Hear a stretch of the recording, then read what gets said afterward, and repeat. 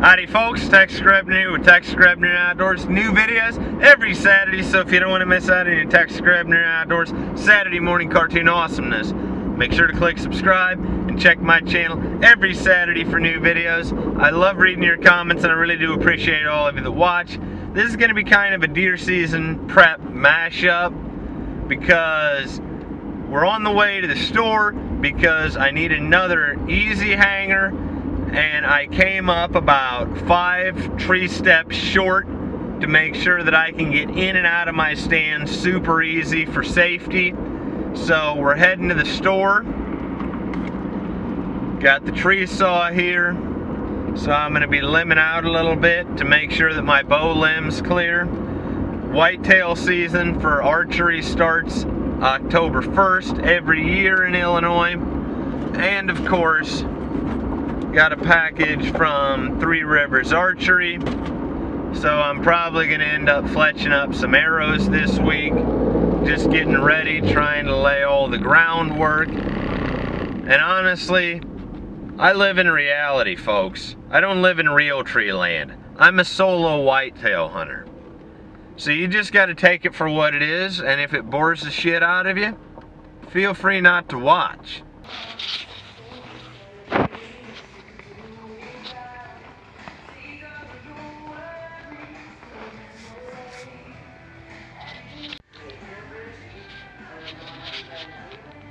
Well, good news is they were easy to find. Now, of course, I'll probably still come up short, but I also got my stand hanger here.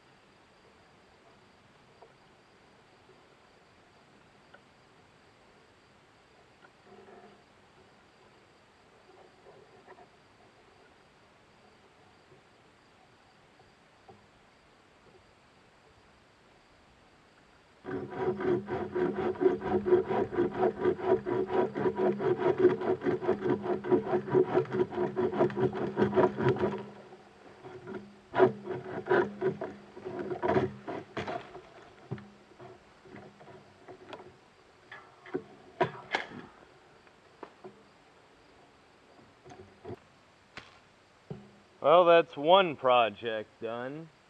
Now I gotta go put in some steps. Got my extra tree steps in. I probably could have got by on not so many, but I like to have it like a ladder going up the side of the tree. That way I don't have to remember coming down which foot has to go first and which hand has to go first. But for as many tree steps as I end up using, I might as well invest in some ladder sticks at some point. But I didn't bother to film putting the extra steps in because I didn't exactly have a free hand to hold the camera with. So at least this project is done.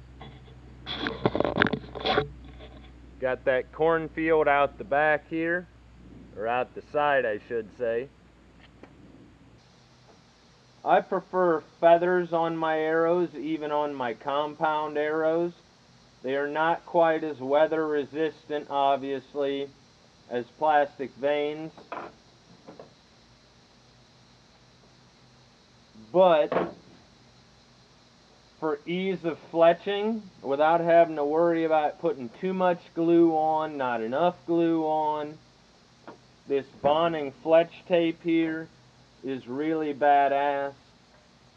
So basically, I've done this before on film, but since I've got you here, you just take your fletch tape and smooth it onto the fletching, trim off your extra, and just fletch all your arrows up, or I should say tape all your feathers up, and with as fast as this double-sided tape actually cures up, It is super fast, because by the time that you get back to the first feathers that you taped up, they're already going to be dry and ready to go on your arrow.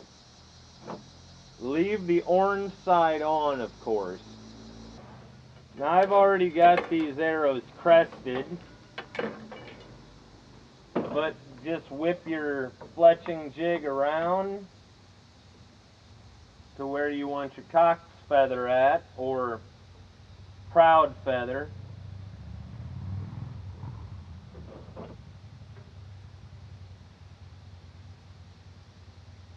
I've got a little mark on my jig here, or on my clamp.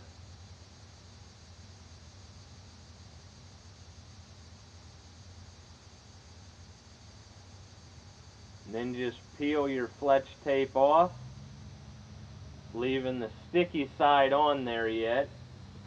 Hold your arrow to the back, and then set your feather on there in the clamp. And it is that simple. Now hold your arrow here, turn it for a hard click, grab your next feather. This is going to be a hen feather.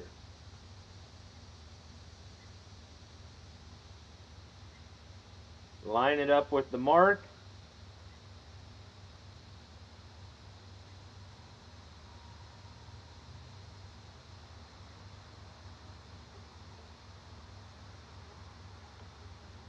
Peel your tape.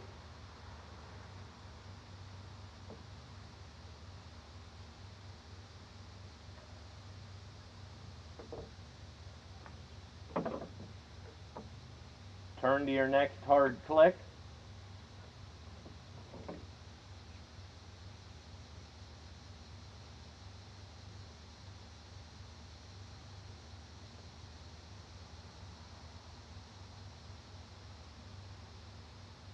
Stick your feather in, lined up. Peel your tape.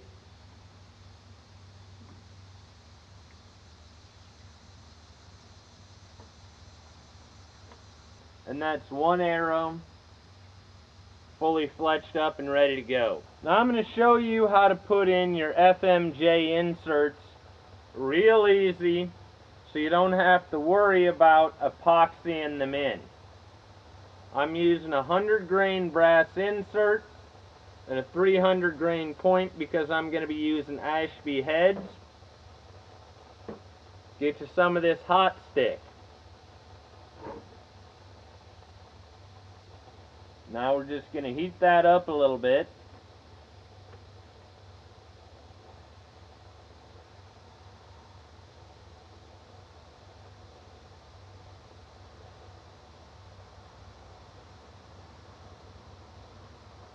Obviously you can see that I'm holding it with the pliers. And now that it's warm, I'm just going to run that hot stick on it. Turn my torch off. Insert it into my arrow while it's still warm. And just rotate it. That way we get it all the way around the inside of that shaft. And now, when that cools off, it's going to be in there. And then you just take a pocket knife once it cools off all the way, and you can break that glue off so you've got a fresh transition between your point and your shaft.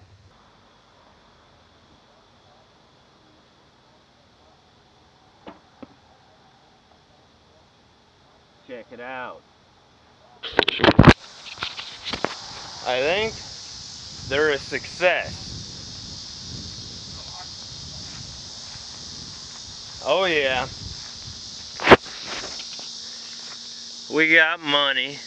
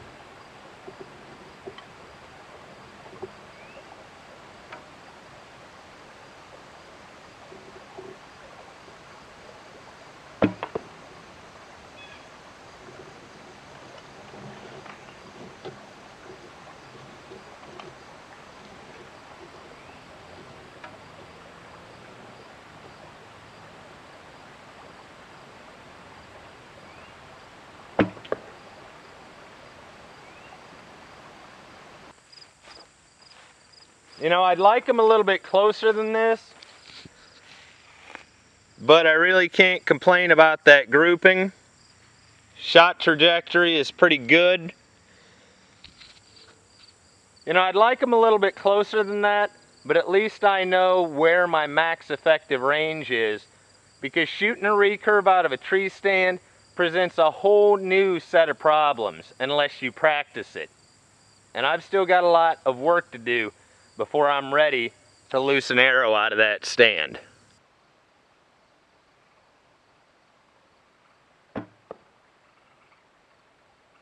In the vitals.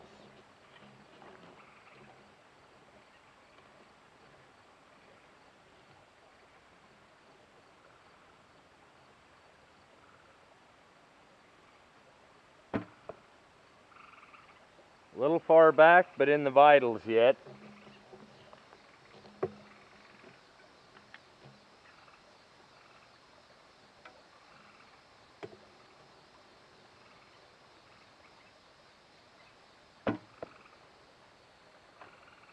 You want to talk about some kinetic energy?